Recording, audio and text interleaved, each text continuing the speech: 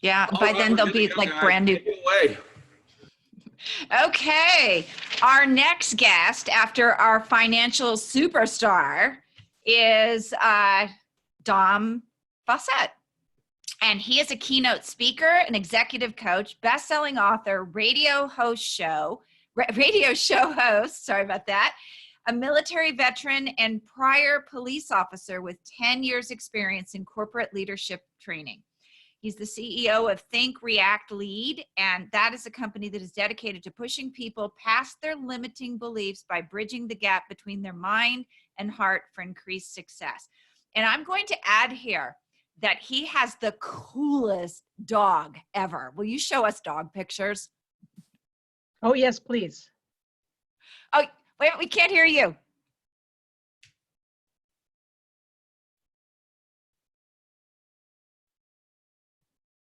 Can you unmute yourself? I can. Let me just stop sharing here. Okay. Yes. How about now? We want to see the dog. Here's Toretto. Come here, Toretto.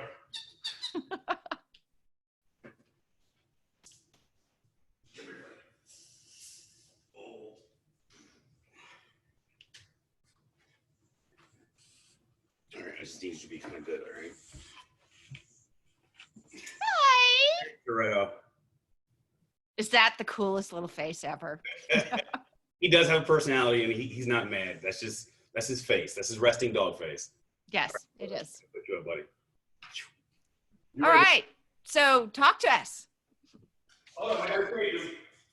All right. Coming back right now.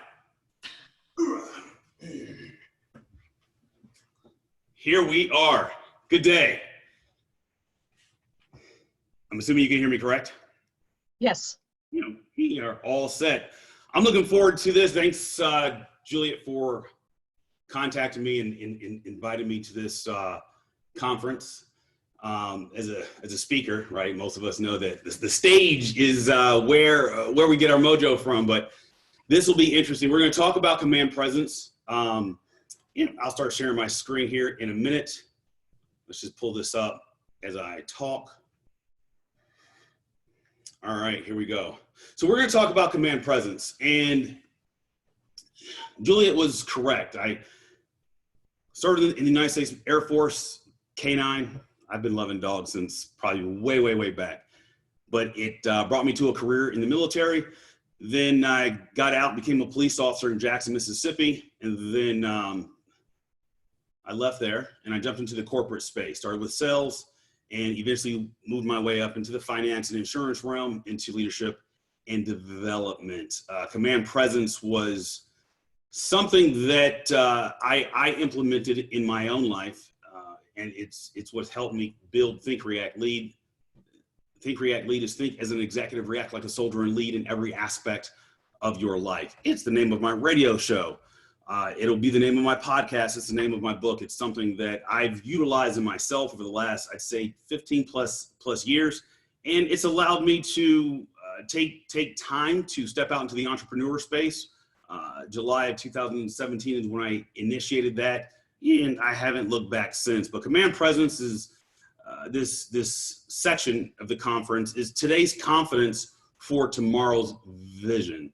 And this topic, I've been teaching and facilitating this topic probably for about 2 years now. But I think it's it reigns more prevalent now, given everything people have to deal with. We have people losing jobs. We have people that are uncertain.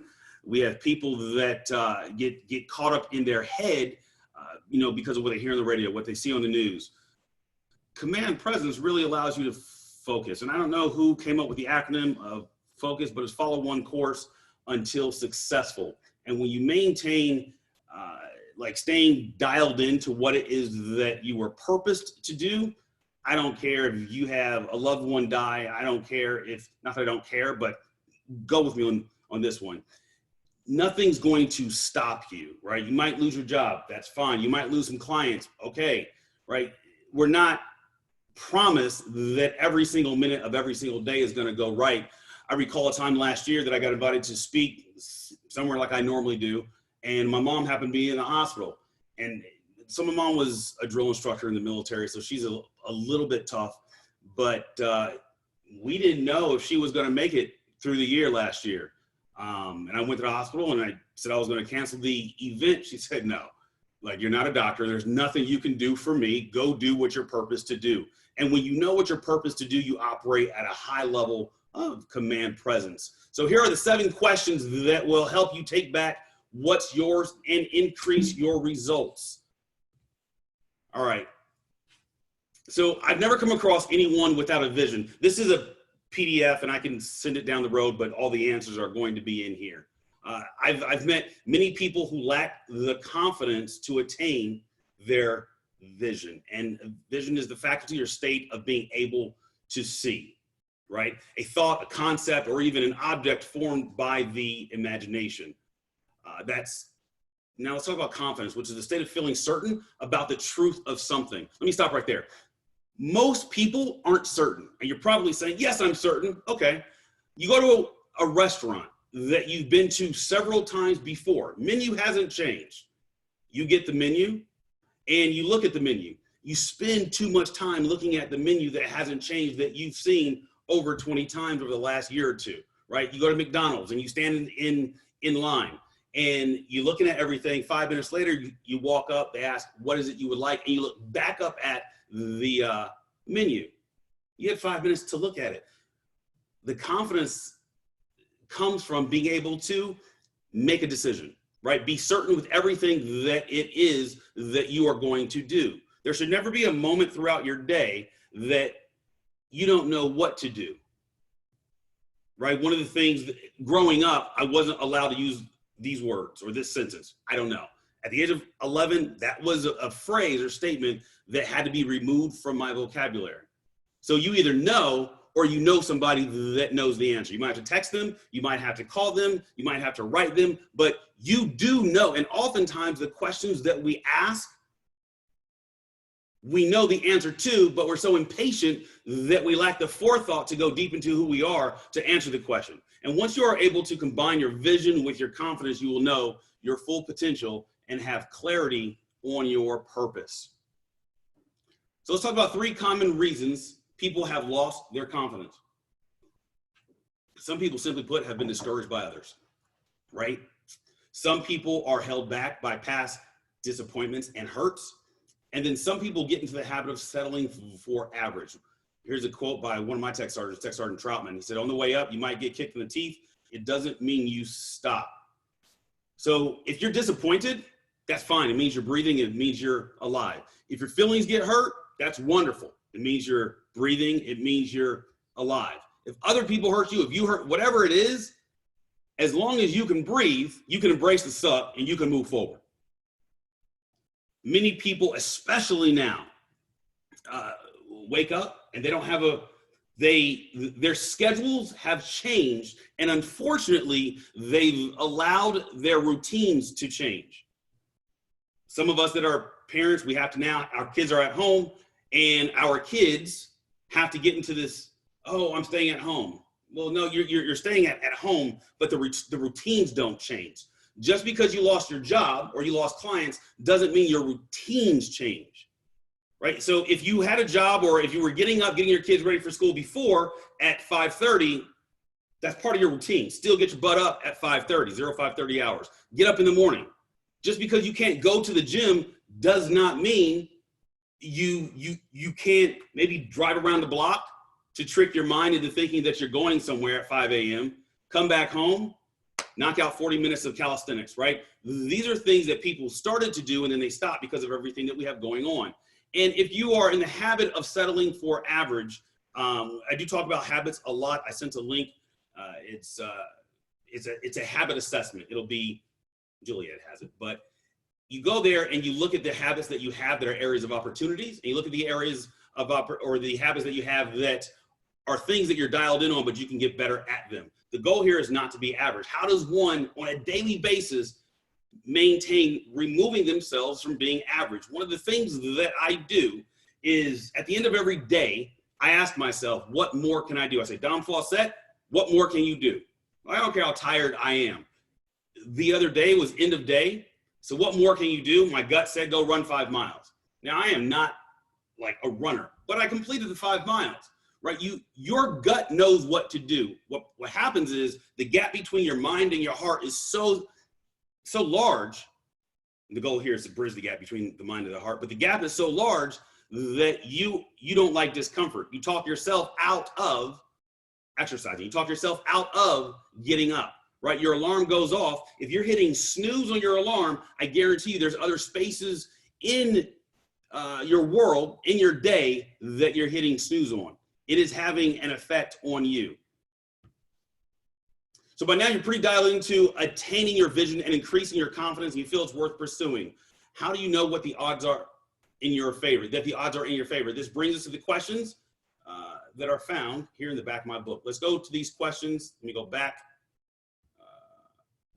Yeah, there we are. And do I own the rights to my vision? We'll cover that. What evidence do I have it's mine? We'll cover that. It's my vision, my truth, or is my vision my truth? Am I mission focused? Am I willing to pay the price? 4 and 5 are one of my favorites. Will it validate my existence? Who will I influence? Do I own the rights to my vision? Let's start here. When someone else owns your vision versus when you own your vision. Now I'm looking at you guys here. My screen is here. Go with me on this one. One, it will not have the right fit, or it will feel right to you. It will drain your energy. It will fire you up. It will take you out of your strength zone, or it will take you out of your comfort zone. I wonder if you're willing to bet on yourself, right? You have to, and these are questions you have to ask yourself. Give me a second here. There's a lot of controls on this thing, and we are just going to close out of this and open this right back up. There we are. Are you willing to bet on yourself? 9 out of 10 people that I have the fortunate pleasure of coaching aren't.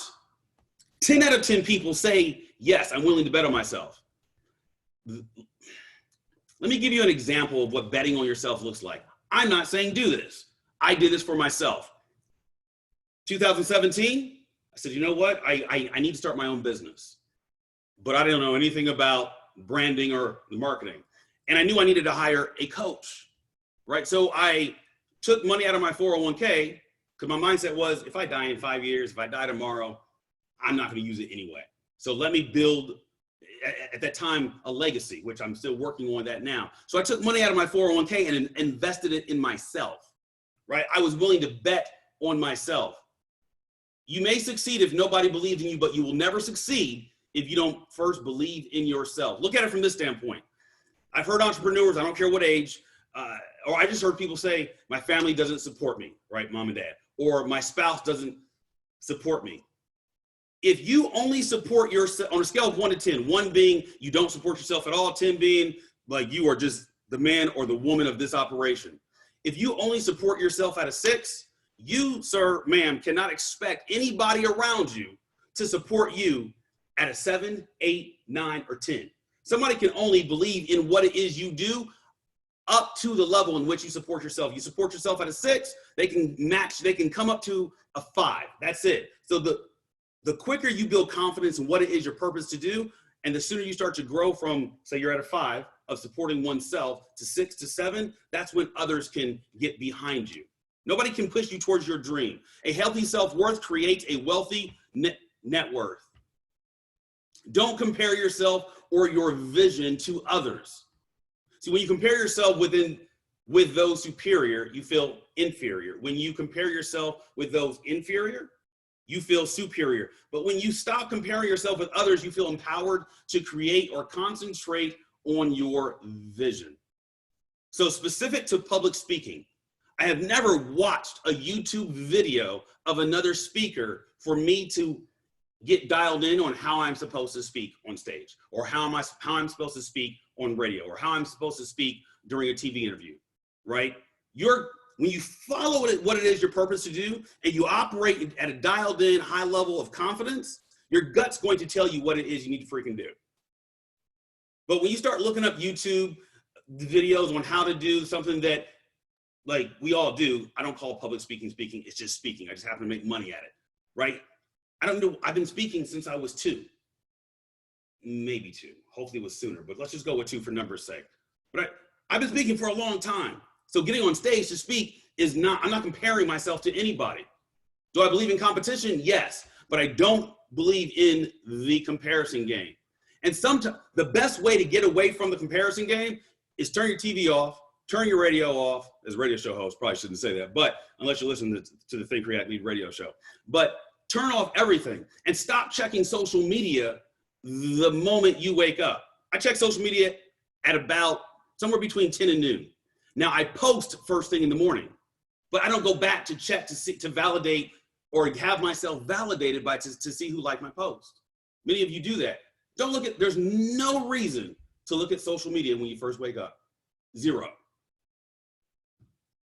What evidence do I have? It's mine. A clear vision makes a general idea very specific. The first step to getting the things you want out of life is deciding what you want. Deciding what you want. You can't decide what you want if you don't write it down. Yeah, let me give you an example as to how powerful this is. And I have a group called Command Presence for Professional Men, and I shared it there. But I have a written down vision board. And in 2017, I wrote down the vehicle that I wanted. Porsche 911 Turbo. Well, I never updated that list. I did not update it. Around 2019, the end of 2019, so months ago, I started having this hankering for a 911 Turbo S. I go out and look for it. I saw one, called them. By the time I called, it was gone. All right. Saw another one online. I waited an hour or two, called, it was gone. I ended up finding a great deal online on a 911 Turbo. Got that. I found the list 3 weeks after I bought the car. And on the list, I saw clear as snot, 911 Turbo or Porsche 911 Turbo. Did I beat myself up over it? Well, let's just say this. I got real dialed in and I was very specific in my vision board going forward. I think if I would have put an S at the end of 911 Porsche, I would have found the S. But when you put it out there, you got to put it out there specifically. Write this stuff down. Deciding what you want requires you to be specific. For example, I want to lose weight versus I want to weigh 195 pounds by a specific date. I want more money versus I'll make 35K in Q3. I want to get stronger versus I'm going to do 25 push-ups over every time I open the refrigerator. You should, for those of you that are at home, which is most of you, try that. 25 push-ups every time you open your fridge. You'll stop opening your fridge because your body's going to hurt.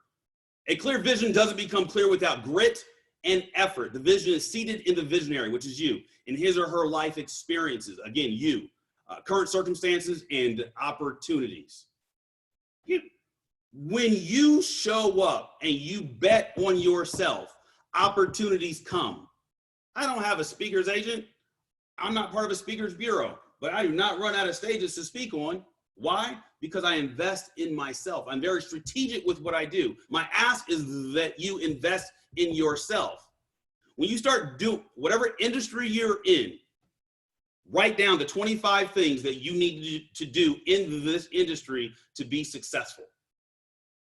And I say 25 because I did that 4 years ago. And on that list was radio show. Didn't know how I was going to get there. Podcast, like all of the things that you need to do. CBS, Fox, for notoriety to help your marketing. Didn't know how I was going to get there, but because I was in a gym and I met a lady, and the lady, I was wearing my brand on my shirt. She asked me what I did, found out that she was I forgot what they call them, but she got me on Fox, CBS, and NBC. All because I went from one gym and I went to another gym. This gym had a lot of business and entrepreneurs there. It was more expensive, yes, but it's investing in yourself. Strategic. Every part of your day must be strategic. If you're caught up on Netflix, you're wrong. Unless, of course, you decide, you know what? My way of relaxing is sitting down for an hour and a half and watching TV. If you're okay with that, then do it. Ask yourself the right questions. Am I centered? Am I my environment? Am I what's coming at me? Am I the right voice? Am I clear? A clear vision allows you to declare your motives and your purpose, govern your priorities, have line of sight to spur growth for yourself and your team. Is my vision my truth? Am I depending on factors within my control to achieve my vision? I'll say this: reality is the enemy of fantasies, but not of dreams. Rudy Rudiger. Those who turn their vision into reality take a different approach to their vision than those who live in a euphoric state of hope and what if. In that assessment that I was talking about earlier, the Habit Finder coaching assessment that I use for all of my clients and just for anybody who wants to take it, there's a section on there that'll let you know if you're in a fantasy space or you're actually very dialed in on what it is your purpose to do. Let's talk about visionaries versus vision producers. The visionaries rely on luck. Vision producers rely on discipline. Are you disciplined? Most people will say yes, externally. Internally, most people that I've ran this course through, they're not. From a discipline standpoint, one can walk into any room and look at how a person's sitting. You can look at what a person's wearing. You can look at a person's weight, whether it's excessive or not, and tell whether or not they're disciplined. When you're disciplined in every area of your life, you walk and talk and act with honesty, integrity, loyalty, and service in everything you do. Focus on the destination. These are visionaries. Vision producers focus on the journey. Visionaries cultivate unhealthy expectations, whereas producers cultivate healthy discontent. Stay outside of your comfort zone. If you're comfortable, you're wrong. One of the things that I do, and I do this for me, you don't have to do it. It would benefit you if you did. But when my eyes open up, I get out of bed. It could be 3:30 in the morning. It could be 4 a.m. It could be 7 a.m. I can't recall the last time I used an alarm outside of prepping for like a track day. My wife and we race motorcycles, but if somebody says I'm gonna come pick you up at 5 a.m., I do set my alarm. But just on a day-to-day, there's no need to. I'm excited about the next day. Oftentimes, I can't sleep because I'm excited about the next day. Why? I don't watch the news. I don't focus on negativity. I don't hang around negative people. And I want you to write this down. This is not part of this PowerPoint, but understand how powerful diversity is in your world. Write this down. If the 5 closest people to you act like you, look like you, think like you, believe like you, and sound like you, you're wrong. The 5 closest people to you should make you uncomfortable. You shouldn't know anything about them. For example, if I only hung around veteran men or males that were ex-cops, our conversations are going to be pretty much the same. But if I start hanging around people with different religions, obviously other gender, the different associations, then my circle of influence grows. Visionaries minimize the value of work, whereas vision producers maximize the work they do. The end of every day, ask yourself, what more can I do? Visionaries look for excuses. Vision producers lead to action. Visionaries create inertia. Vision producers generate momentum. And let me explain to you what momentum looks like. The day I woke up and I realized that, okay, I'm going to quit this wonderful job that I have that pays very well. I have all the toys. I still have a good life. I had a good life then. I busted my butt to get to that point. But I said, okay, probably about 9 months from now, I'm going to work on leaving. So the moment leaving my corporate gig, when I realized that, and I had no social medias, I started posting on Instagram 3 times a day. My first year on Instagram, 3 times a day, every day for 365 days. It helped me grow my following at Dom Faussette. And I got dialed in on that one space, and I found Facebook and LinkedIn. But I was purposeful in my knowledge. I was purposeful in what I was posting. Most people that are in business post to validate their existence, as opposed to posting to just get a message out there that's aligned with what their clients pay them to do. And I can talk about social media later. Is my vision my truth? Wait versus initiate. Avoid personal risk versus embrace risks as necessary. Make others responsible. This is a big one. Make others responsible versus making themselves responsible. At the end of the day, you're breathing. Whatever happened in your past happened. You can either get counseling for it. Like, trust me, as a guy growing up, the whole PTSD, like I've had a lot of crap come my way, but guess what? I'm alive. If you can breathe, you can decide to embrace the suck. And even if feces hit the oscillating rotor, let that sink in for a minute. you can still move forward. You can still take a step forward. So what is the fine print as it relates to your vision? The journey will take longer than you planned. The obstacles will be more numerous than you believed. The disappointments will be greater than you expected. The lows will be lower than you imagined. The price will be higher than you imagine. The more unrealistic your dream, let me say that again. The more unrealistic your dream, the more you will be tempted to depend on things you cannot control to make it become a reality. Use this downtime, if you have it, to learn new skill sets that are only going to help your business grow. What I've learned about learning skill sets specific to my business, not what I coach people, not what I talk about, but skill sets like the back end of my business. As I'm learning specific things, I know what right looks like when I hire somebody to do that same thing. Could I do it myself? At this point, the answer is yes. For example, I do a lot of videos. I got cameras everywhere in my house. Am I a good editor? No, but when I hire editors or videographers and I look at their equipment and I look at the work that they do, I know what right looks like. So do you know what right looks like when you hire people? If not, you're going to get taken advantage of hugely. Do I have the right habits to achieve my vision? Aristotle says we are what we repeatedly do. Excellence is not an act, but a habit. So what are some habits you have that don't align with you? Match your habits with your dream. Reality is the foundation of your vision. I love cheesecake. Matter of fact, I love anything that starts and ends with cake. But because my dream is to change one life every day for the rest of my life, and I do that by speaking on stage and TV and the radio, and I know that nobody's going to listen to me if I weigh 300 pounds, that one of my habits is I have to limit the amount of sweets that I eat. It's to the point where my wife just doesn't even bring sweets into the house because I just, in that one area, I just love sweets. I don't know why that's my thing. It just is. So my habits disassociate me from eating sweets, right? To this day, I've never consumed alcohol. Not saying you shouldn't or you should, but I've always known from a very young child that I needed to stay clear on what my purpose was.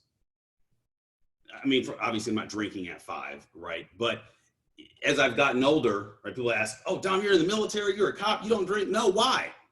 For me, that's something that I felt that is going to take, it's going to allow me to be a little fuzzy on something that I needed to do that day.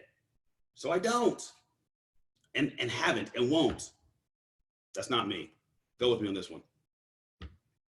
Am I mission focused? 6 phases to mission fulfillment. What to do after you've kicked in the door. Let me just share something with you. As a cop, you serve warrants. Everybody doesn't. Some people do. I did.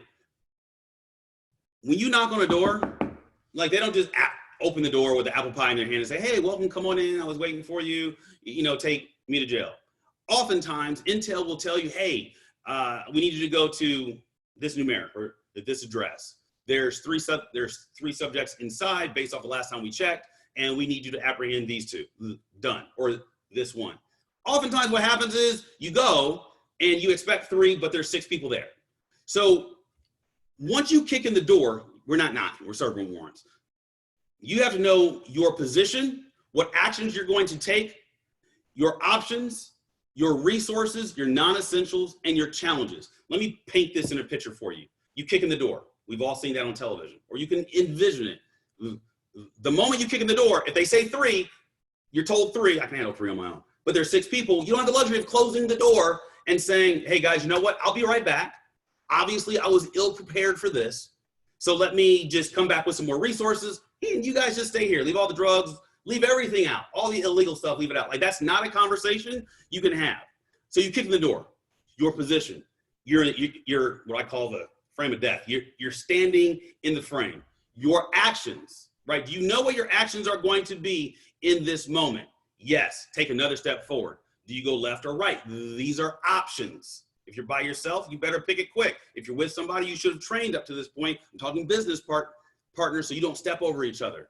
What are your resources, right? In this situation, resource was a weapon. Maybe they don't have weapons, but there's more people in there, so I have to holster it, right?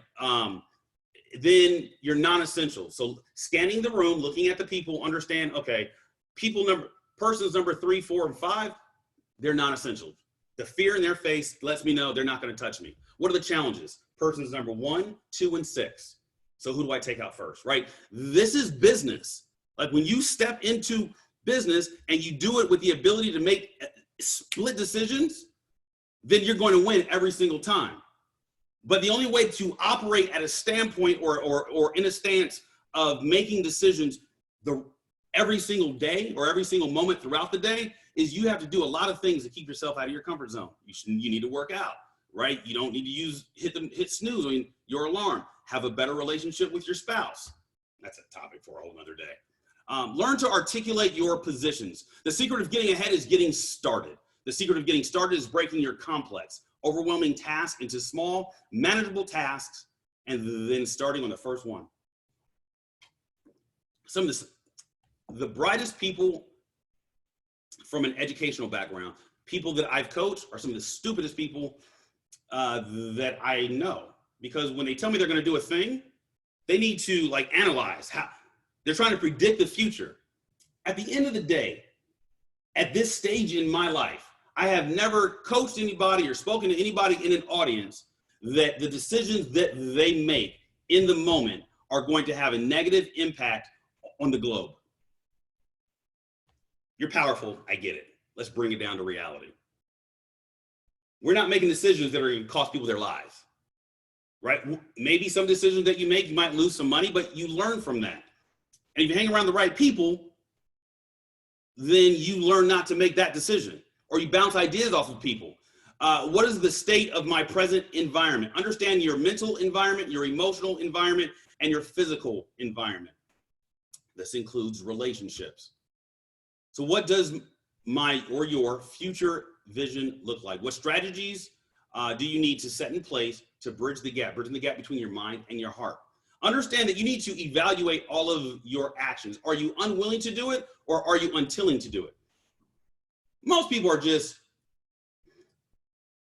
they're waiting for the pot of gold at the end of the rainbow, right? I'm going to wait until things change. I'm going to wait until there's more time. I'm going to wait until I'm less tired, or until I get a promotion, or until we settle down. I'm going to wait until the coronavirus thing, is over. No, you're not. Because you're going to come up with another freaking excuse that's going to disallow you from doing the thing that you know you need to do now. Like I said before, no, I'm going to just step out on a limb and just assume nobody who's going to, under the sound of my voice, needs to do the thing that's in their gut that they're not doing. Whatever that thing is not going to change the way in which the world turns. Will it provide a positive impact to your world? Of course it will. Recognize all of your options. Never fit your vision to your circumstances. Fit your circumstances to your vision. Utilize all of your resources, people, opportunities, and time, and eliminate your non-essentials. I did a post on Instagram or Facebook the other day, I think, said something to the effect of, there's one contact in your phone that has a contact in their phone, that if they were to connect you with them, it would change your world. It's for you to figure out who that is. So this is for you to list the 5 things that you're willing to give up to make your vision a reality. Now list the 2 things you're going to give up, and then deal with all of your challenges. What is a challenge you currently have to deal with? Let's go to the next one. All right, here we go. Am I willing to pay the price? The vision is free, but the voyage is not. You will be required to pay sooner than you think. The cost to you will be greater than you expect. The price must be paid more than once, and it is possible to pay too much for your vision. I was talking to my wife yesterday. I said, you know what? If I had the same amount of expenditures, or if I spent the same amount of money that I did my first year in business to grow my business, I would have half of it left over. No, I just jumped out and ran with it, because that's the way I was trained. That's how I operate. To me, it's uncomfortable, but as long as I'm not comfortable, like I'm in a good space, right? And when there are some areas that I say, you know what, I may have paid too much for this, but I learned. And through those, I had connections.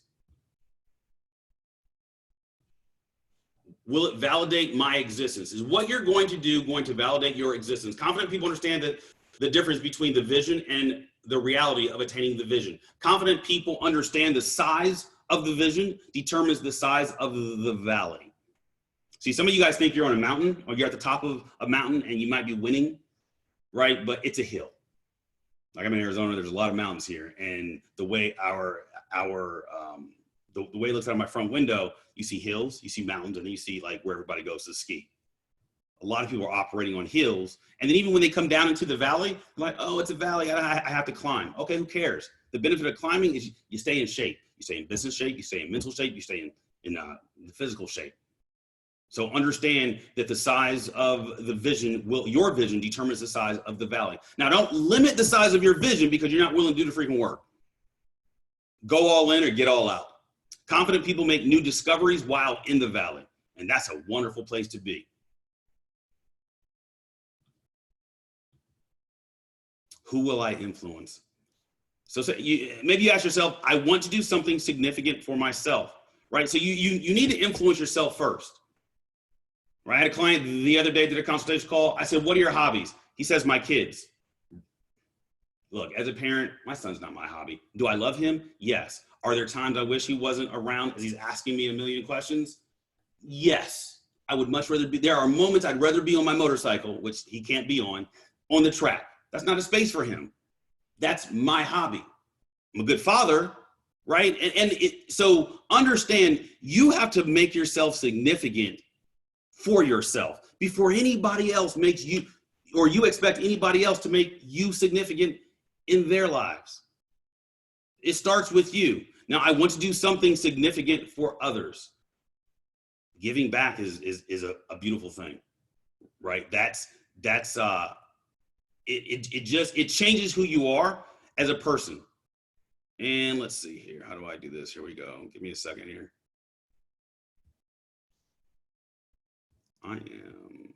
Nope, don't want to share that. There we go. I'm back.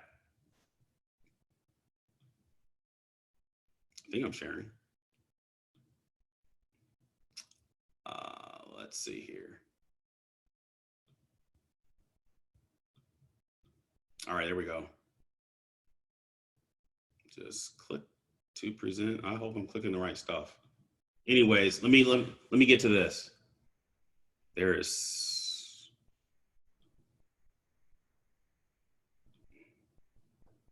I don't know. Give me a second here as I wrap up. I can see it from here. Who will I influence? I want to do something significant for others, giving back, right? What are you going to do? What is it that your purpose to do that you feel is going to be significant for others? This is where you leave a legacy, right? And then I want to do something significant with others. You can go up, but you can't go up by yourself. You have to operate with a team mindset. And a team mindset is the thing that's going to help you get past what it is that you need to get past. So your barriers, right? Mental barriers, emotional barriers, your physical barriers, disregard the physical, mental and emotional. There are some times that you will need assistance, right? When you're given a task to go down range, you don't go by yourself. You will typically go with what's called a fire team. That's 5 people. And everybody has their own responsibilities.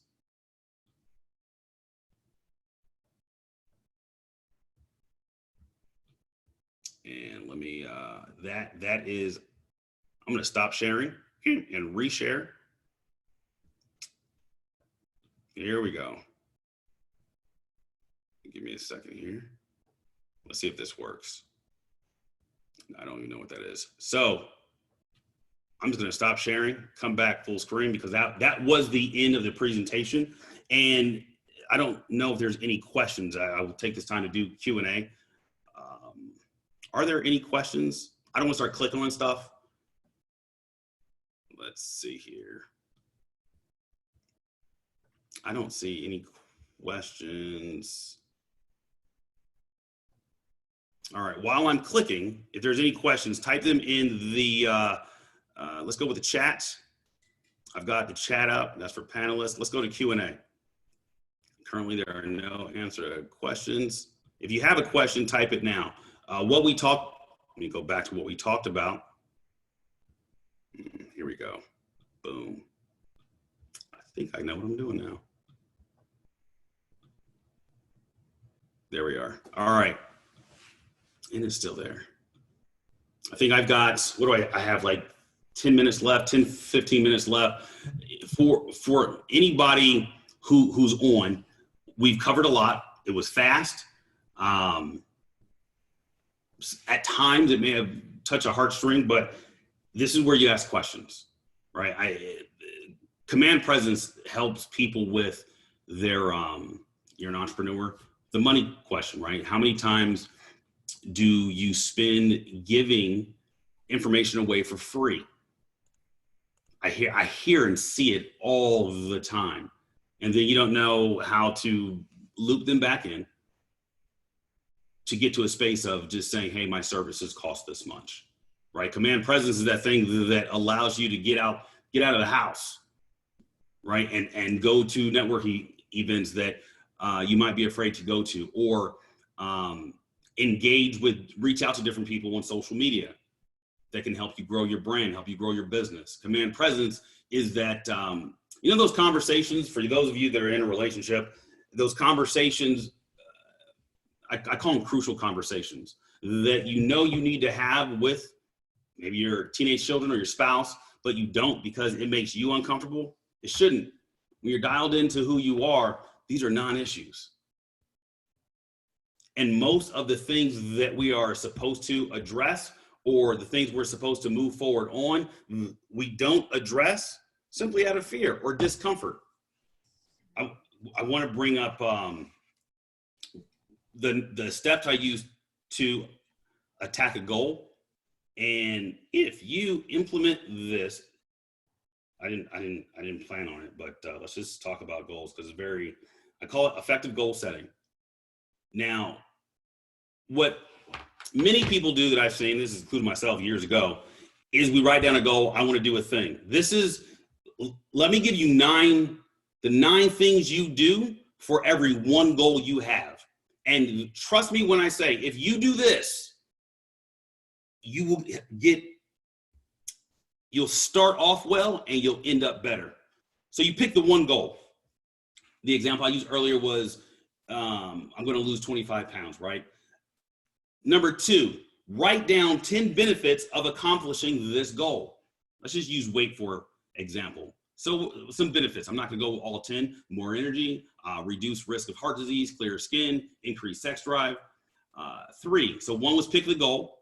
2 was write down the 10 benefits of accomplishing this goal. 3, write down 5 reasons this goal has yet to be accomplished. So negative self-talk could be 1. Light pollution at night, so you're on your phone too much. Stress, lack of exercise, and poor eating choices. These are examples. Number 4, write down the names of people that will benefit from your accomplishment of this goal. So say it is losing weight. I'm not a fitness guy, but this is just something that everybody has tried to do or does. So the first person's name should be yourself, maybe your spouse, your kids. Number 5, pick 3 people you are going to share your goal with, and these people should hold you accountable. So we're going to go with a coach, if you have one, or a mentor, maybe a family member, maybe a friend, but 3 people that you share your goal with. Oftentimes people don't share their goals with people. That's why their goals don't get attacked, because they're not being held accountable. Number 6, write down 4 things that could potentially get in the way of you accomplishing this goal. Some examples would be, so we're going with the example of losing weight, losing 25 pounds. So negative self-talk, a poor environment, poor food choices, and then not exercising.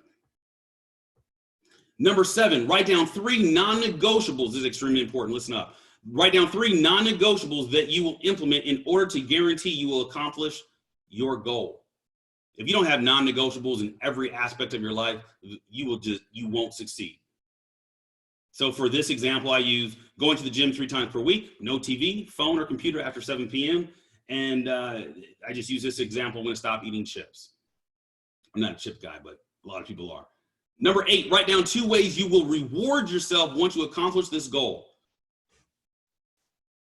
I have found that many people struggle with rewarding themselves. they attain the goal, and their mindset is moving on to another goal before they've even acknowledged the fact that they've won in an area of their life. You don't have to live that fast. Be fast, but you don't have to live fast to the point of not acknowledging what you've accomplished and your goals. So one could be the book a vacation in the instance of losing weight. So book a vacation to show off the new you. Treat yourself to 5 new outfits. Number 9, write down one date this goal will be accomplished by. So you write down the date in which your goal will be accomplished by. And I'll repeat these. I've got 1 through 9. Pick the goal, write down 10 the benefits of accomplishing this goal. Number 3, write down 5 reasons this goal is yet to be accomplished. Number 4, write down the names of the people that will benefit from your accomplishment of said goal. Number 5, pick 3 people you are going to share your goal with. These people should or will hold you accountable. Number 6, write down 4 things that could potentially get in the way of you accomplishing this goal. Write down 3 non-negotiables. Number 7, write down 3 non-negotiables that you will implement in order to guarantee you will accomplish your goal. Number 8, write down 2 ways you will reward yourself once you accomplish said goal. Number 9, write down the date this goal will be accomplished. And let's see here. We got a timer here. Oh yeah, we are. Still got about 10 minutes. Does anybody have any questions specific to what we just talked about? I have a question for you, Dom. Everybody struggles with something. What's your struggle? My struggle? Yeah, because everybody has a struggle of some sort. Let's call it meditating. So I hired a meditation coach. Like I'm very like just go. I hired a meditation coach, and she started me with 20 minutes. She sat down, she said, look, we're going to do 20 minutes of meditation. No lie, I got to 5 minutes, and I was like, look, we're going to have to lower this number.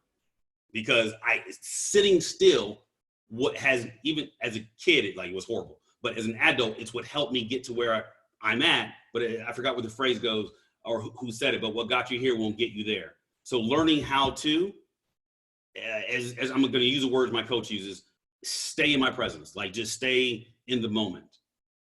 So I'm sure my body has benefited from it, but I've only been doing it for the last 3 months.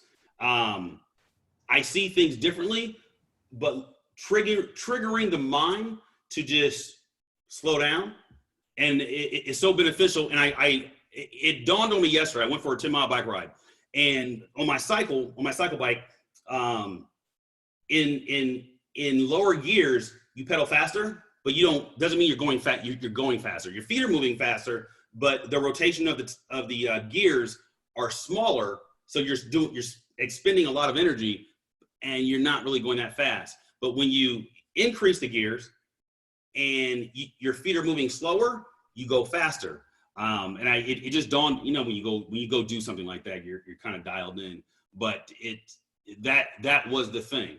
And I'm sure as we all grow, stepping into our discomfort, there's going to be other things that happen. I don't think there's an end to becoming a better version of self by getting dialed in on who we are and what we need to do, specifically to those things that are areas of opportunities in our life.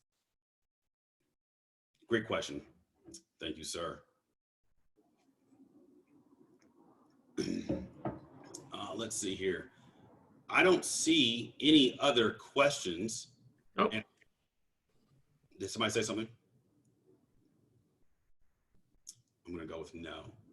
Okay, so this is Elizabeth. And where does being gentle on yourself come into this? Gentle. What? So when you say being gentle on yourself, allowing yourself to be imperfect. So here you've got this wonderful goal, and maybe you do go and eat that bag of cookies. So in the beginning of the training, there was a moment where I said, you have to decide, if you say to yourself, I'm going to sit down and watch an hour and a half of TV, then you got to be okay with that, right? So the question I'll ask myself is, all right, Dominic, you're going to Cheesecake Factory and you're strictly going there for cheesecake. Are you okay with that? And if my answer to myself is yes, then I do it. Right. So there's I don't think I don't think a person can strive towards perfection. I don't even think perfection exists. And in my experience, and I'm talking from myself when I was younger, so a very hot-headed military dude, I thought there was perfection. But the moment I began to diversify my associations, so I started talking to people who didn't act like me, look like me, think like me, believe like me, or sound like me, I realized that there was I can't be perfect, because perfection, a marble could look perfect to other marbles, but once that marble gets around some cinder blocks, the cinder blocks are like, what use are you? Mm-hmm. So when you start hanging around other people from different cultures, different religious backgrounds, the different sides of the political aisle, right, that do different things, you realize the world is so vast, you have so much to learn and so many ways to grow, right? So I don't think a perfection even exists. It's who I am in the moment for myself, or who I am in the moment or need to be for the person that's around me. Okay, great. That's a wonderful question. Yeah. I've never been asked that before. Yeah. Well, being so thoroughly imperfect myself, it just, aren't we all? The idea of goals is great, but then how do we actually do it? Actually, here's a question that came up earlier today, which was, what makes your system different from all the other systems and all the other coaches who say, okay, we're going to teach you how to achieve those goals? Speaking as someone who has started and then not finished about 1 million of those programs. My system, everything that I do is based off of a lot of questions. Mm-hmm. I can't find the answers for the person that I ask the questions to, right? So I have a goal system. The goal system works simply because you pick the goal, you pick the people that are going to hold you accountable, you pick the reasons that you're not going to, that the things that could potentially hold you back. I can't tell you. I think a good coach can only ask questions. And I don't call anything that I do a system as it relates to coaching person to person or talking to an audience of people, because a system might work for me on Monday that doesn't work for me on Wednesday. Mm-hmm. Right? I might have a system of every Monday I go to the gym, right? But then Monday night I find out my mom's in the hospital. Well, Tuesday morning I'm not going to the gym. Like that would be a system. So I had to tweak my routines. But maintaining a system is good. Maintaining a routine gives me something to look forward to every single day. But then staying outside of my comfort zone allows me to adapt non-emotionally, but effectively in the environment that I'm in. For example, when I found out my mother was in the hospital and she might not make it through the year, I had a routine that I was so dialed in on that I was able to I'm an ugly crier, but not cry about it, but actually go and be a person of comfort, because mm-hmm. she needed me to be strong in the moment. It wasn't for me to boo-hoo, if you will. So staying outside of my comfort zone, which is my system, if you will, just for lack of better words, allows me to be way more clear and have much more clarity on my next step, or at least what to do when my foot hits the ground. I have another question, but if anyone else has a question as well. Okay, I guess it's me. So go Juliet. No, Juliet, go ahead.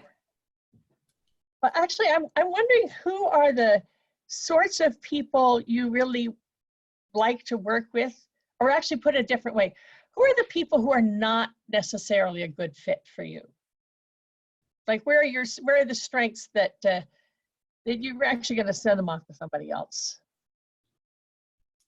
I'm not a good first person's coach. I don't typically coach people under the age of 30. I don't coach people that live with their parents, no matter what age. Good policy. I mean, these are just things I've coached all of these types of people, and mm-hmm. the longer I do this, the more I realize that they want what they think they see. They don't really want to get there on their own. So I'm an executive coach. I'd say majority of my clients are executives. And so those are the three, my non-negotiables. You live with your parents, I can't coach you, right? Yeah. And if usually I have two clients that are under 30, but one guy owns his own brick and mortar and he's prior military. Actually, both of them are prior military, ironically enough. I guess like attracts like. But those are, I'd say those are the main ones. But my assessment that I have people take, it lets me see, is this a person that I want to coach?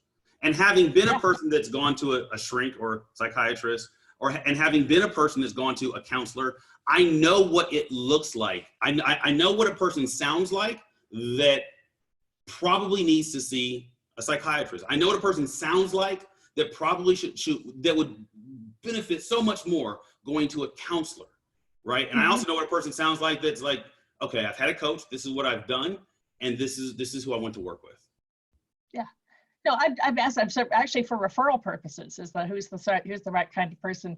There are things I'm better at than not. And so places where as a speaker trainer, if someone's still trying to figure out what they want to say, I will send them to somebody else, because where I'm really good is once you know what you want to say, I'll get you out there, that kind of thing. So it's that kind of, that sort of stuck in the back of my mind. And I wondered, okay, who would be a good referral? I have a couple of people I'm going to say, go pay attention to Dom Faussette. And I was thinking about cross referral purposes. So I was thinking about who are good referral partners for you that would know those people and would send them to you, or vice versa, who like working with the under 30s or the ones who are living with their parents or things like that. So that's why I was asking. Awesome. Well, both of your questions were great, but thank you very much for asking. I appreciate that. Okay. Do we have any other questions, anybody? Dom is amazing. Yes, he is. Thank you, ma'am. So I think we're going to take a little break, about 5 minutes, Scott, and then we're going to start happy hour. We're getting Ross to jump on. Ross Halleck's going to be on and do a little wine tasting.